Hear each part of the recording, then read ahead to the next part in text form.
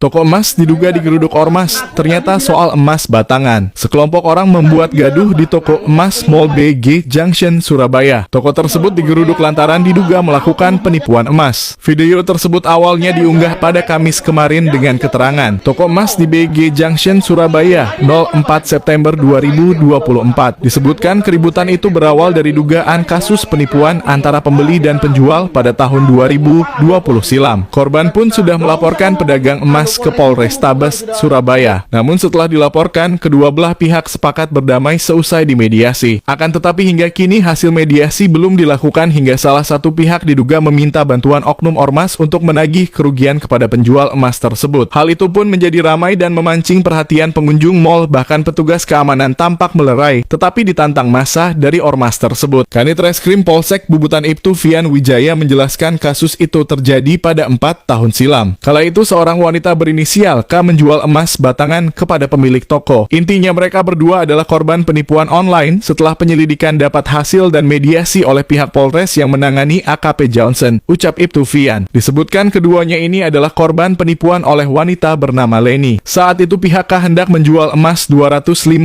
gram melalui online, lalu ada wanita mengaku atas nama Leni menghubungi lewat telepon dan membeli 102 juta rupiah. Saat ditelepon, Leni meminta penjual untuk datang ke toko emas Sinarmas BG Junction dan memberikan emas tersebut pada stafnya. Sebelum tiba di lokasi, Leni menghubungi pihak toko emas, yakni S. Leni menyatakan akan menjual emas 250 gram dengan harga murah. Jika nanti ada orang yang memberi emas, kata Leni, ambil dan tidak usah berkata apa-apa. Begitu emas sudah diterima oleh toko, pemilik pun langsung mengirim uang S ke Leni dan diminta tidak usah banyak bicara dengan staf toko. S pun menyetujui dan menerima emas batangan itu. Kemudian melakukan transfer ke rekening Leni senilai 94 juta. Lalu K meninggalkan lokasi lantaran sudah merasa mendapat emas dan ditransfer sejumlah uang. Dia mengaku telah diberi bukti transfer oleh Leni. Namun, saat di cross-check, bukti transfer itu palsu. Seusai dimediasi dan merasa masih belum puas, K menggunakan jasa pihak ormas untuk menagih lagi ke pemilik toko emas. Peristiwa itu pun diabadikan kamera pengunjung dan ramai di media sosial.